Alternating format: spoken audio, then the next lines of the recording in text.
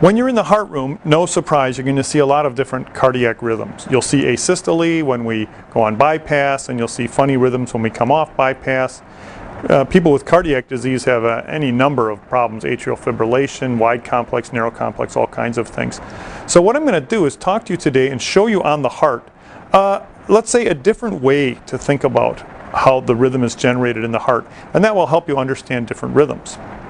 Traditionally, we are taught to think of the right and left sides of the heart. Here's the left side of the heart, left ventricle, left atrium up here. The right side of the heart, right atrium, right ventricle. We do extensive learning about right heart failure. Let's say someone has cor pulmonale, they have right heart failure. Someone has cardiomyopathy or multi-infarct problems with their heart, and the left ventricle goes into failure. There's biventricular failure. Endlessly we think about the right and left part of the heart, and that's all to the good. However, when it comes to understanding the rhythm of the heart, it's better to think of the heart in this way.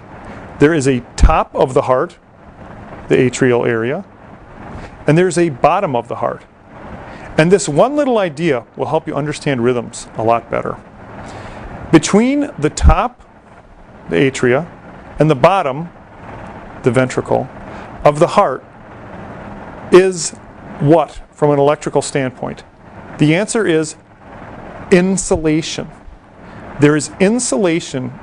You could view it like a sheet of insulation between the top and bottom of the heart. Picture my hand as a sheet of insulation. Through this insulation, one wire and one wire only goes, and that's the AV node. So a sheet of insulation with one wire going through it. If you understand that concept, you can apply that and understand almost any rhythm at all that ever happens in the heart. I'll give you a real simple example. A patient is in atrial fibrillation. There's chaotic electrical activity going around and round and round in the atrium, up here on the top of the heart. Now, absent that sheet of insulation with only one wire allowing the occasional impulse through, this chaotic electrical activity would do what? It would go through and into the ventricle, and everyone in atrial fibrillation would be in ventricular fibrillation, and they'd all be dead. That's not the case. The atrium, all kinds of patients are in atrial fibrillation and are very much alive and kicking because the insulation between the upper and the lower parts of the heart, you could say the top half and the bottom half of the heart, the insulation is there, and only the AV node allows the occasional rhythm through there. Yes, there can be times when there's a rapid response, but at least it's not a response like 500, which would of course result in fibrillation and the patient would die. So we have insulation between the top and the bottom half of the heart, okay? Now, what happens in a disease state? Well, let's say, for example, you're in AV block, complete AV block, third degree AV block, okay? That wire between the top and the bottom doesn't work. So what you have a sheet of insulation, one wire going through it, but that wire doesn't work. So what does that mean?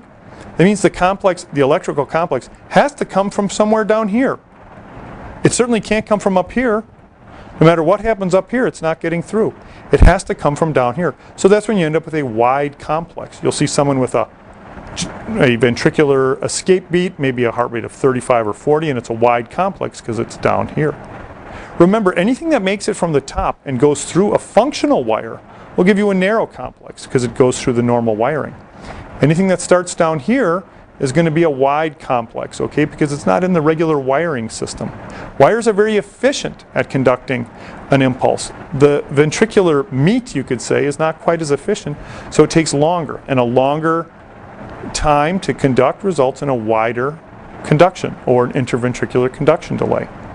So that's a real simplistic way, but remarkably applicable way of thinking of the heart in terms of how to understand its rhythms. There's a top, there's a bottom, there's insulation between the two, and there's a wire between the two.